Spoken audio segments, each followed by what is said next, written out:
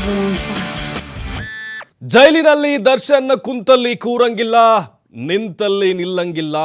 Charge sheet ನಲ್ಲಿರುವಂತಹ ಅಂಶಗಳನ್ನ ಕೇಳಿ Darshan shake ಆಗಿಬಿಟ್ಟಿದ್ದಾರೆ. Shock ಅಷ್ಟೇ ಅಲ್ಲ, ಶೇಕ್ ಆಗಿದ್ದಾರೆ ದರ್ಶನ್. ಕೈ ಕಾಲೆಲ್ಲ ನಡುಗ್ತಾ ಇದಾವಂತೆ. ಕುಂತಲ್ಲಿ ಕೂರೋಕಾಗ್ತಿಲ್ಲ, ನಿಂತಲ್ಲಿ ನಿಲ್ಲೋಕಾಗ್ತಾ ಇಲ್ಲ ದರ್ಶನ್ಗೆ.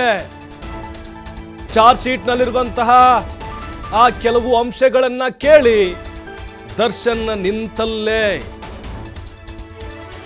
ಶೇಕ್ ಆಗಿಬಿಟ್ಟಿದಾರಂತೆ. ಜೈಲಿನ ಕೊಠಡಿಯಲ್ಲೇ ಟೆನ್ಷನ್ನಿಂದ ದಾಸ ತಿರುಗಾಡ್ತಾ ಇದ್ದಾರೆ. ಅಲ್ಲೇ ಕೊಠಡಿಯಲ್ಲೇ ಆ ಕಡೆಯಿಂದ ಈ ಕಡೆ, ಈ ಕಡೆಯಿಂದ ಆ ಕಡೆ, ಫುಲ್ ಟೆನ್ಷನ್. ಮೈಂಡ್ ಓಡ್ತಾ ಇಲ್ಲ ದರ್ಶನ್ದು. ಯಾಕಂದ್ರೆ ಚಾರ್ಜ್ ಶೀಟ್ನಲ್ಲಿ ಇರುವಂಥ ಅಂಶಗಳನ್ನ ಕೇಳಿ ಪತ್ನಿ ಜೊತೆ ಮಾತನಾಡೋಕೆ ಅವಕಾಶ ಕೊಡಿ ಅಂತ ಮನವಿ ಮಾಡಿಕೊಂಡಿದ್ದಾರೆ. ಅಂದ್ರೆ ಹೇಗೆ ಮೊನ್ನೆ ತಾನೇ ಭೇಟಿ ಕೊಟ್ಟಿದ್ರು, ಈಗ ಫೋನ್ ಮೂಲಕ, ಅಂದ್ರೆ ಲ್ಯಾಂಡ್ಲೈನ್ ಫೋನ್ ಇದೆ, ಅಲ್ಲಿ ಮಾತಾಡೋಕೆ ಅವಕಾಶ ಕೊಡಿ, ನನ್ನ ಹೆಂಡತಿ ಜೊತೆಗೆ ಮಾತಾಡಬೇಕು ಅಂತ ಹೇಳಿ ದರ್ಶನ್ ಜೈಲಾಧಿಕಾರಿಗಳ ಮುಂದೆ ಮನವಿಯನ್ನ ಇಟ್ಟಿದ್ದಾರೆ. ವಿಜಯಲಕ್ಷ್ಮಿ ಜೊತೆಗೆ ಫೋನ್ ಮಾಡಿ ಮಾತನಾಡಿದ್ದಾರೆ ದರ್ಶನ್. ನೋಡಿ, ಮಾತಾಡಲೇಬೇಕು. ಯಾಕಂದ್ರೆ ಚಾರ್ಜ್ ಶೀಟ್ 3991 ಪುಟಗಳು, 4000 ಅನ್ಕೊಳ್ಳೋಣ. ಕ್ರೌರ್ಯ, ರಕ್ತ ಚರಿತ್ರೆ ಎಲ್ಲ ಬಯಲಾಗಿದೆ. ಏನಾಗುತ್ತೋ ಏನಿಲ್ಲ ಮುಂದೆ. ಚಾರ್ಜ್ ಶೀಟ್ ಸಲ್ಲಿಕೆ ಆಯಿತು, ಮುಂದೆ ಶಿಕ್ಷೆ ಪ್ರಮಾಣ ಹೇಗಿರುತ್ತೋ ಏನೋ. ಟೆನ್ಷನ್ ಶುರುವಾಗ್ಬಿಟ್ಟಿದೆ. ಕಾನೂನಾತ್ಮಕವಾಗಿ ಉರುಳು ಮತ್ತೆ ಬಿಗಿಯಾಗಿ ಹೋಗುತ್ತಾ ಅಂತ ಪತ್ನಿ ಜೊತೆಗೆ ಚಾರ್ಜ್ ಶೀಟ್ ಬಗ್ಗೆ ದರ್ಶನ್ ಅವರು ಮಾತನಾಡಿದ್ದಾರೆ. ಆದರೆ ವಕೀಲರ ಜೊತೆಗೆ ಈಗಾಗಲೇ ವಿಜಯಲಕ್ಷ್ಮಿ ಅವರು ಚರ್ಚೆ ಮಾಡ್ತಾ ಇದ್ದಾರಲ್ವಾ, ಜಾಮೀನು ಕೊಡಬೇಕು, ಹೊರಗಡೆ ಕರ್ಕೊಂಡ್ಬರ್ಬೇಕು ಅಂತ. ಆ ವಿಚಾರಕ್ಕೂ ಕೂಡ ಅಂದರೆ ಈಗ ದರ್ಶನ್ಗೆ ಇಲ್ಲಿವರೆಗೂ ಒಂದು ಲೆಕ್ಕ, ಇನ್ಮೇಲೆ ಬರೀ ಟೆನ್ಷನ್. ಯಾಕಂದರೆ ಚಾರ್ಜ್ ಶೀಟ್ ಮೇಲೆ ಶಿಕ್ಷೆಯ ಪ್ರಮಾಣ ನಿರ್ಧಾರ ಆಗುತ್ತೆ. ಫೈನಲ್ ರಿಪೋರ್ಟ್ ಇದು. ಒಬ್ಬ ಆರೋಪಿಯ ಅಪರಾಧಿಯನ್ನು ಮಾಡುವಂತಹ ಕೆಲವೊಂದಿಷ್ಟು ವರದಿಗಳೇನಿದ್ದಾವೆ, ಅದರಲ್ಲೂ ಚಾರ್ಜ್ ಶೀಟ್ ಏನಿದೆ. ಈಗ ದರ್ಶನ್ ಆ ಎಲ್ಲ ಅಂಶಗಳನ್ನು ಕೇಳಿದ್ದಾರೆ. ಹೆಂಗೆ ಹೊಡೆದಿದ್ರು, ಹೆಂಗೆ ಇದು ಮಾಡಿದ್ರು, ಏನು ಹಿಂಸೆ ಕೊಟ್ಟಿದ್ರು, ಅವೆಲ್ಲ ಅವ್ರ ಕಿವಿಗೆ ಸಹಜವಾಗಿ ಬಿದ್ದೇ ಬೀಳ್ತವೆ. ಟಿ ವಿ ಬೇಕು ಅಥವಾ ಮೊಬೈಲ್ ಬೇಕು ಅನ್ನೋಂಗಿಲ್ಲ. ಅಲ್ಲೆಲ್ಲ ವ್ಯವಸ್ಥೆಗಳು ಇರ್ತವೆ, ಸಿಗ್ತವೆ, ಮಾಹಿತಿ ಹೋಗುತ್ತೆ. ಅವೆಲ್ಲವನ್ನು ಕೇಳಿ ದಂಗು ಬಡ್ದಿದ್ದಾರೆ ದರ್ಶನ್.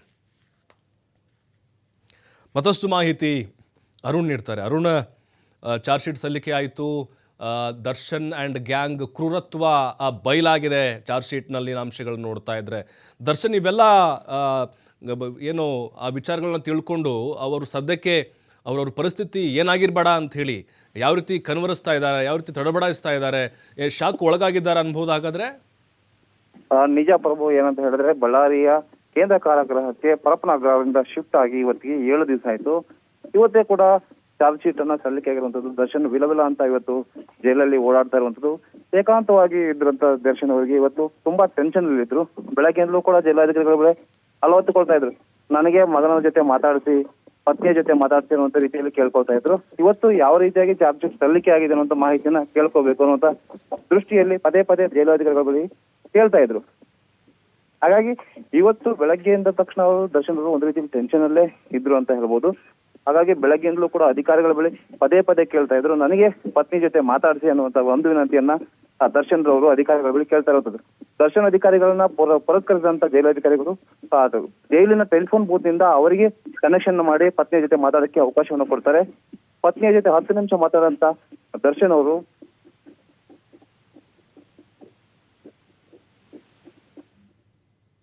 ಎಸ್ ಅರುಣ್ ಕಂಟಿನ್ಯೂ ಮಾಡಿ. ಹಲೋ ಎಸ್ ಅರುಣ್ ಕಂಟಿನ್ಯೂ ಮಾಡಿ.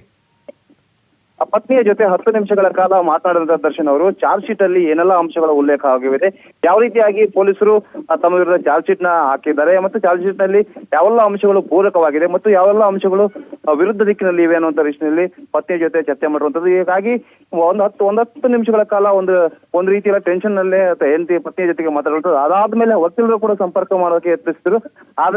ಆದ್ರೆ ಜೈಲಾಧಿಕಾರಿಗಳು ಮಾತ್ರ ಪತ್ನಿಯ ಜೊತೆ ಮಾತಾಡೋದಕ್ಕೆ ಮಾತ್ರ ಅವಕಾಶವನ್ನು ಕೊಡ್ತಾರೆ. ಹಾಗಾಗಿ ನಾಳೆ ವಕೀಲರು ಜೈಲಿಗೆ ಬಂದು ಭೇಟಿಯಾಗುವಂತ ಸಾಧ್ಯತೆ ಇರುವಂತದ್ದು ಪ್ರಭು. ಅರುಣ್, ಈಗ ಅಲ್ಲಿನ ಊಟ, ಅಲ್ಲಿನ ವಾತಾವರಣ ಹೊಂದಿಕೊಳ್ಳೋಕ್ಕಾಗ್ತಿಲ್ಲ ದರ್ಶನ್ಗೆ. ತೂಕ ಇಳಿದಿದೆ, ಮಾನಸಿಕವಾಗಿ ಹೋಗಿದ್ದಾರೆ. ಈಗ ಚಾರ್ಜ್ ಶೀಟ್ನ ಅಂಶಗಳನ್ನು ಕೂಡ ಅವ್ರ ಗಮನಕ್ಕೆ ಸಹಜವಾಗಿ ಬಂದಿರುತ್ತೆ. ಇದು ಇನ್ನೂ ಅವ್ರ ಮೇಲೆ ಪರಿಣಾಮವನ್ನು ಬೀರ್ಬೋದಾ ಅಂತ ಜೈಲಿನ ವಾಸದ ಮೇಲೆ? ಖಂಡಿತವಾಗೂ ಕೂಡ ಇದು ತುಂಬಾ ಗಂಭೀರವಾದ ಪರಿಣಾಮವನ್ನು ದರ್ಶನ್ ಮೇಲೆ ಬೀರಿರುವಂತದ್ದು. ಯಾಕಂತ ಹೇಳಿದ್ರೆ ಈಗಾಗಲೇ ದರ್ಶನ್ ಅವರು ಬಳ್ಳಾರಿಯ ಜೈಲಲ್ಲಿ ಏಕಾಂತವಾಗಿರುವಂತದ್ದು, ಒಂದಷ್ಟು ಖಿನ್ನತೆಗೆ ಒಳಗಾಗಿರುವಂತದ್ದು. ಕಳೆದ 7 ದಿನದಲ್ಲೂ ಕೂಡ ಬಳ್ಳಾರಿಯ ಜೈಲುವಾಸ ಅವರಿಗೆ ಸಾಕಾಗಿ ಹೋಗಿರುವಂತದ್ದು. ಯಾಕಂತ ಹೇಳಿದ್ರೆ ಪದೇ ಪದೇ ಜೈಲಾಧಿಕಾರಿಗಳ ಮೇಲೆ ಒಂದಲ್ಲ ಒಂದು ಸಮಸ್ಯೆಗಳನ್ನ ಹೇಳ್ಕೊಂತ ಇರೋದು.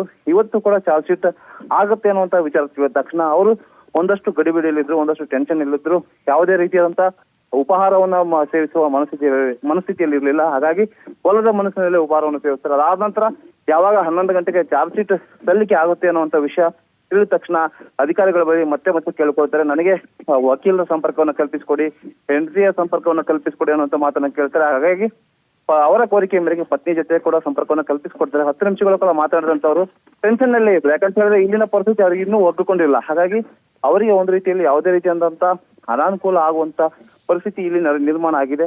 ಹಾಗಾಗಿ ನನಗೆ ಆದಷ್ಟು ಬೇಗನ ಬಿಡುಗಡೆ ಆಗೋದಕ್ಕೆ ಯಾವೆಲ್ಲ ಅಂಶಗಳು ಪೂರಕ ಆಗುತ್ತೆ ಅನ್ನುವಂತ ನಿಟ್ಟಿನಲ್ಲಿ ಪತ್ನಿ ಜೊತೆ ಚರ್ಚೆ ಮಾಡುವಂತದ್ದು. ಆದರೆ ಅದೇ ನಿಟ್ಟಿನಲ್ಲಿ ಕೂಡ ವಕೀಲರನ್ನು ಕೂಡ ಬೇಗನೆ ಜೈಲಿಗೆ ಕರ್ಕೊಂಡು ಬಾ ಅಂತ ಹೇಳಿ ಪತ್ನಿಯು ಕೂಡ ಸೂಚನೆ ನೀಡುವಂತದ್ದು. ಪ್ರಭು, ಥ್ಯಾಂಕ್ ಯು ವರುಣ್ ಮಾಹಿತಿಗಾಗಿ.